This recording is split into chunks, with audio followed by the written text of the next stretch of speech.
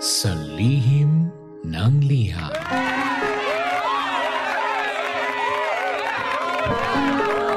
Mahal kong Lindsay. Ako nga po pala si Lani ng Valenzuela City. DJ Lindsay, ilang araw ko na pong iniisip ito at parang mababaliw na po ako. Sana mabasa mo itong story ko. At sana kapulutan din po ito ng aral ng ibang mga nakikinig sa atin. Muli, ako po si Lani, 31 years old. Yung live-in partner ko po ay 29 years old naman. DJ Lindsay, 8 years na po kaming magkasama. Kasal na lang talaga yung kulang. Meron po kaming isang anak at maraming nagsasabi na kamukhang kamukha siya ng tatay niya. Pero recently ko lang nalaman, DJ Lindsay, na meron din palang anak sa labas itong live-in partner ko. Meron siyang anak sa ibang babae. Nalaman ko to nung birthday ko pa. Saktong-saktong birthday gift naman.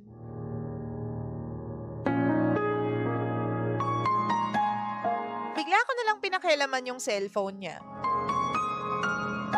Nakita ko yung pangalan ng babae na madalas po naming pinag-aawayan.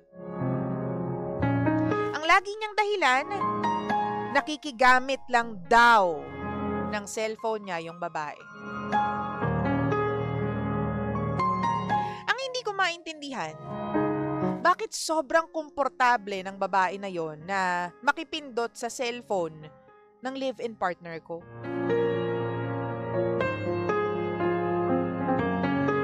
Pero dahil sa ayoko ng gulo, ayoko ng stress, pinalipas ko na lang yun. Yung sinabi niyang nakikigamit lang ng cellphone yung babae na yon, pinaniwalaan ko. Kasi feeling ko hindi niya naman ako lolokohin. Pero tulad nga ng sinabi ko, DJ Lindsay, madalas naming pag-awayan itong tao na ito. Pinakialaman ko ulit yung account niya. This time, nag-chat ako doon sa babae. Sinuyo ko yung babae. Gumawa ako ng dummy account para ituloy yung usapan namin. Bigla akong kinabahan, DJ Lindsay, nang nabanggit ng babae na wala pa raw pirma yung live birth certificate ng bata.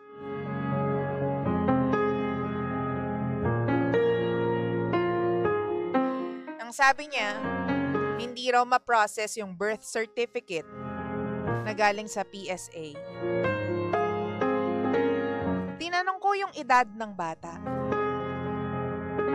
Ang reply sa akin is, magdadalawang taon na raw. Alam mo, DJ Lindsay, para po akong binuhusan ng mainit na tubig. Para akong biglang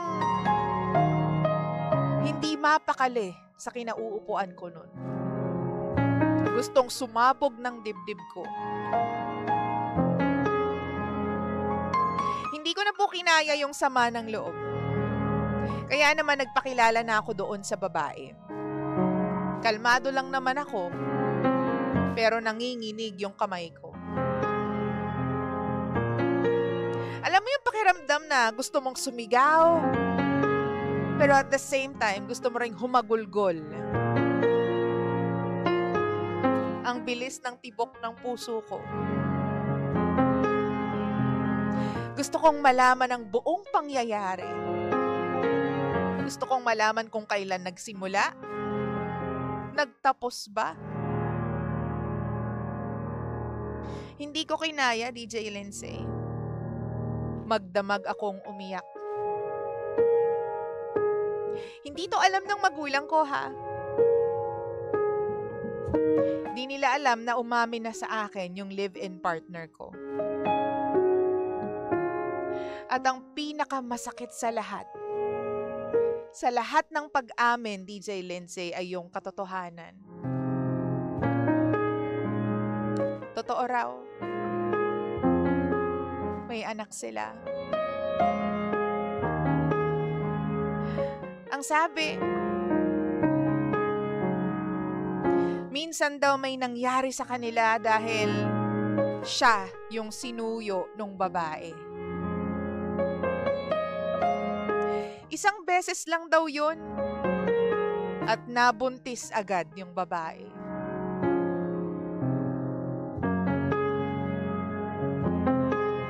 Ang kwento sa akin ng live-in partner ko, nung una raw, gusto niyang ipalaglag yung bata. Pero ayaw nung babae. Single mom din siya, DJ Lindsay. Tinanong ko yung babae kung kailangan pa ba ng perma ng mister. Pero ang sabi niya, sige, kahit wag na lang. Kaya naman daw niyang buhayin yung bata. Ayaw daw niya ng gulo. Ayaw niyang makagulo sa kung anong binubuo naming pamilya.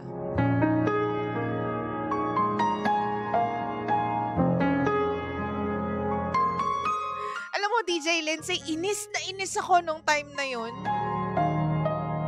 Hindi ko alam kung maaawa ba ako sa kanya o mabibuisit ako sa kanya. Gusto kong manakit. Gusto ko lang manakit ng live-in partner at ng babae. Gusto ko silang saktan. Silang dalawa. Ayoko sanang ipagamit sa kanya yung apelyido ng live-in partner ko. Ang gusto ko, kami lang ang pamilya niya. Alam kong napaka-selfish ko, DJ Lindsay, dahil walang kinalaman yung bata. Pero paano naman ako? Paano naman yung anak namin at yung mga magiging anak pa namin?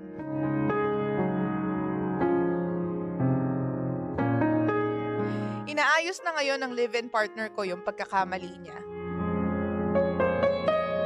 Pero gabi-gabi pa rin po akong umiiyak, DJ Lindsay.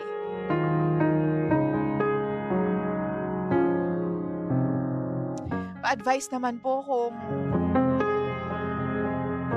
bibigyan ko pa po siya ng second chance. O pababayaan ko na lang sila nung babae. Sabi ko nga po sa inyo, halos mabaliw na po ako kakaisip sa kung ano ang tamang gawin. Tulungan niyo po ako. Muli, ako po si Lani. At ito ang lihim ng aking liham.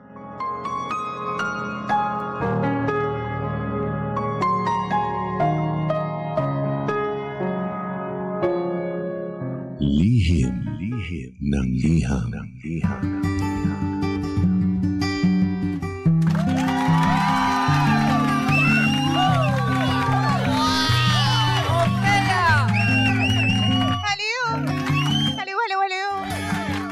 Mic test. Gusto mo yung mic test? Ang susunod na estasyon ay V-Mapa. Next station, V-Mapa. Hoy! Wala ka sa LRT2. Mahal ko pangga ko, baby ko. Hi! Ito po ang lihim ng liham. At syempre naman, tayo pa rin pang estasyon na same. Pero... Iba! Pangga, we are number 1. Wow! Sa 106.7 Energy FM. Manggawag mo sabihin radyo. Sabihin mo Energy!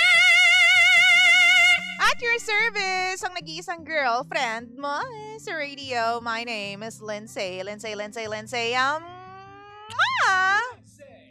Hay nako, mahal ko, panggakabibi ko. Ano nga bang gagawin mo kung ikaw ang nasa sitwasyon ng ating letter sender for today na si Lani. Si Lani ng Valenzuela City. Yahoo! Oy, mahirap yan ha. Kasi unang-una sa lahat, live-in partner. Pero ang tagal na nila mag-live-in partner. Parang 8 to 9 years na raw sila mag-live-in partner. No? Pero ang tanong ko, bakit hindi? Walang kasal, ganyan. Wala naman tayong pakialam doon, ano? It's not that it matters. Kasi kasal man o hindi sa ganong haba ng relasyon, di ba? Parang common law wife and husband na sila. Wow! Common law partners na sila, mahal ko panggaka-baby ko. Pero kasi hindi niya alam na meron palang anak sa ibang babae, yung kanyang live-in partner. At yun yung pinoproblema niya dahil kailan niya lang nalaman. My goodness. Wow! At kasi hindi sinasabi yung mga ganyang detalye, 'di ba? Napaka-relevant 'yan sa kanilang relasyon, sa kanilang pagsasama, sa kanilang pamilya. But why walang ganung pagsasabi? Sabi na sa inyo, kapag yung mga ganyang detalye, may anak, mayroong something sa ibang babae o sa ibang lalaki about the past, minsan totoo yung sinasabi na parang wag ka nang bumalik sa past, 'di ba? Dahil baka masira lang yung future mo at yung present mo. Pero yan yung mga bagay na kailangan mong balikan at sabihin sa partner mo kasi napaka-importante niya. Wow! Diba? May involved na bata may isang buhay na involved Ano bang masasabi mo? Kasi dapat pa raw bang bigyan ni Lani ng second chance yung kanyang live-in partner after knowing na meron na silang anak ng ibang babae na yon? O wag na lang? Bahala na kayong dalawa. Magsama kayo kung gusto ninyo. Wow! Kaya ko rin naman buhayin tong anak natin. Pero mahal na mahal ko siya. May mga ganyang litanya, di ba? Anong gagawin mo kung ikaw yung nasa ganyang sitwasyon? I-message mo ako at basahin natin yung iyong comment on the air. Facebook.com/energyfm1067. Click mo yung live o hanapin mo yung live sa aming page tapos sabihin mo ang ganda ni DJ Lindsay. Yun yung sabihin mo. Oo. Pero hindi, mag-comment ka naman. No? Diba, kung anong gagawin ni Lani sa kanyang love life. By the way, yung kanyang story ay sinend po sa atin sa Lindsay1067 page on Facebook. That's Lindsay 1067. Sabi dito ni Grace, nako DJ Lindsay, ganyan din ang nangyari sa akin. Ang pagkakaiba, kasal kami at 3 na po ang anak namin nung magkaanak sa ibang babae ang asawa ko. Parang namatay nga ako pero pinaglaban ko pa rin ang karapatan ko at mga anak ko. Kaya di siya nagtagumpay makuha ang asawa ko. Ang taray ni ate mong girl, pinaglaban ang iyong karapatan. Well, iba naman ang case, ante, pero congratulations pa rin. Oo. Kasal kayo siya hindi. Pero wala ngang At saka, kailan ba to nabuo? Malamang 2 years old pa lang yung bata. So, habang sila ay together, nabuo yung bata na yun sa ibang babae. Wow! Yun ang masakit doon, na habang nagmamahal ka ng buong buo, binibigay mo yung 100% mo, not just for the husband or for the partner, but for the kid as well, niloloko ka pala on the side. Diba? May ginagawa palang kabalbalan on the side. Yung pinakamasakit sa lahat Sabi naman ni Roy Pichay, good morning po, watching. Oo, thank you very much. Sabi ni Arch, masakit ang ginawa sa iyo ng live-in partner mo. Nevertheless, you need to understand na merong responsibilidad ang partner mo sa naging anak niya. Kung bibigyan mo man ang partner mo ng second chance, dapat klaro sa iyo na hindi dapat ipagkait sa naging anak niya ang pagkakataon na magkaroon ng relationship sa kanyang ama. That is so true. Tama ka dyan. Sabi dito, walang lihim na hindi nabubunyag. Totoo yan. Totoo din naman, mahal ko. Wow! Alam mo, doon ako sa part na bago mo itanong kung bibigyan mo pa ba siya ng second chance, tanungin mo muna yung sarili mo kung kaya mo ba siyang patawarin. Oh. 'Di ba? Kaya mo bang lunukin yung lahat ng nangyari? Yahoo! Kasi another question yung bibigyan mo ba ng second chance. Pero alam mo yun, dapat unahin mo yung kaya ko bang pagkatiwalaan ulit tong lalaki na to? Kaya ko bang mag-clean slate ulit? Mag-start kami from scratch? Tapos ayusin niya lahat ng pagkakamali niya? Siguro, wala namang sobrang galing na taong kayang gumawa nung i-zero lahat. Kalimutan natin ang lahat, magsimula tayo muli.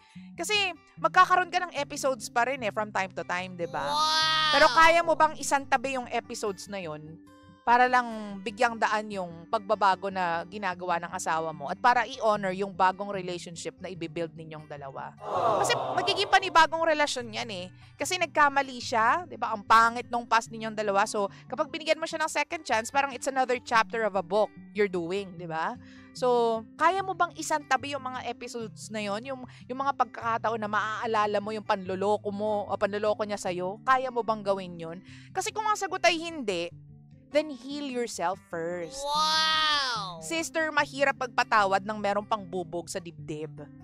So kung ako sa'yo, i-heal mo muna yung sarili mo bago ka magbigay ng second chance. Kasi sa totoo lang, madaling magbigay ng second chance, lalo na kung I'm sure mahal na mahal mo pa tas may anak kayo. Pero ikaw ba sa sarili mo, kaya mo bang tanggapin kung ano yung ginawa niya? Kaya mo bang hindi i-deny sa sarili mo na minsan kang niloko ng lalaki na ito? Sabi ni Edric, ang ganda ni DJ Lindsay. Ayan, ganyan ang mga comment. Yan ang unahan, yan ang umpisa. Oo ha. Yan po ang umpisa ng mga comment natin. Ang ganda ni DJ Lindsay. Hehehe. By the way, mahirap talaga yan. Siguro, una mong gawin, magdasal sa Diyos. Oo, mahirap yan. Hindi basta-basta makakalimutan. Pero nandyan na eh. Siguro mas mabuti kung medyo iparamdam mo rin sa partner mo na nasaktan ka at di mo siya basta mapapatawad. Diba? Basta ang hirap. Hehehe. Hindi nyo na masabi. Basta ang hirap, sabi niya. Sabi ni Marife, kung ako sa'yo, ating girl, hiwalayan mo muna yan. Kasi kung mahal ka niyan, di ka lolokohin yan. Cheating is a choice. Uulit-ulitin pa po yan. Lalo na kung di mo nahuli, hindi pa aamin. Mahirap na magtiwala, kaya hiwalay na lang sana. Actually, kung hindi pa nahuli, hindi aamin. Kung hindi mo na, di ba, nabisto, ikaw pa yung nag-effort, diba? Hindi mo malalaman na meron nga siyang anak sa ibang babae. Pero ang tanong ko is, bakit hindi sa'yo sinabi? Siyempre, alam naman natin yung sagot na it will create chaos, diba? Magiging magulo ang pagsasama ninyo. Pero kasi, may buhay na involved. Hanggang kailan mo itatago yung ganyan na sikreto, diba? Hanggang kailan mo itatago yung buhay na yon, yung anak mo na yon? Hanggang kailan ka tatakas-takas para dalawin, para batiin ang happy birthday, to be with a kid, diba? So, mahirap din. At saka, ulitin ko, kung hindi mo kaya magpatawad, kung hindi mo kayang magsimula ulit kasama tong lalaking to, huwag mo na lang siyang patawarin. O maghiwalay na lang kayong dalawa. Pero kung kaya mo na, unti-unti, di ba, i-repair, i-remedy kung ano yung mga nangyari. Wow! Sa sarili mo ha, sa puso mo, sa sariling puso mo. I think, pwede naman. Patawarin mo siya, magbigay ka ng second chance. Basta dapat aware ka sa sarili mo na may nangyaring ganito. At nasaktan ka, yung asawa mo o yung live-in partner mo, yung naging cause ng pain na yan sa puso mo. Sabihin mo sa kanya yun. Diba? Na hindi ito yung ine-expect ko sa pagsasama natin. Pero sana, ganun mo ko kamahal para magbago at kalimutan lahat ng pagkakamali mo. At sana, hindi ka na makagawa pa ng isa pang pagkakamali, di ba? Sabi ni Darwin, nagsinungaling sa'yo yung partner mo in the first place about doon sa anak niya bago pa kayo nagsamang mag-live-in. Nakakalungkot lang na hindi sinabi sa'yo simula nung umpisa pa lang. Totoo. Pero again, ang magwawagi pa rin dyan ay ang pusong nagmamahal. Naniniwala ako. Oo. Kasi, alam mo kung talagang na siya, sure na siya sa answer niya na hindi, ayoko na. Hiniwalayan niya na yan. Kaso hindi eh. Parang outbalance pa siya eh. Naguguluhan pa siya at the moment. So, if I were you, sundan mo yung sinasabi ng puso mo, pero wag mong kakalimutan kung ano yung mga possibilities. Kung ano yung mga pwedeng mangyari. Wag mong iiwan in short yung isip mo. Oo, ganyan. Wow! Sundan mo yung puso mo, pero wag mong iiwan yung isip mo. Kahit pa paano, gamitin mo yung utak mo sa pagde-decide. Yun lang yun. But at the end of the day, kung ano yung kailangan mong maramdaman, kung ano yung dapat mong gawin, ikaw lang talaga ang makakaalam niyan. Mahal ko pang ako. Mag-isa ka na lang at wala ka ng kausap, ikaw lang ang makaka-figure out niyan, mahal ko. 9:25 ng nagmamagandang umaga. Good luck, Lani, at sana masolusyonan mo yan. Mag-uusap kayo ng taimtim ng asawa mo.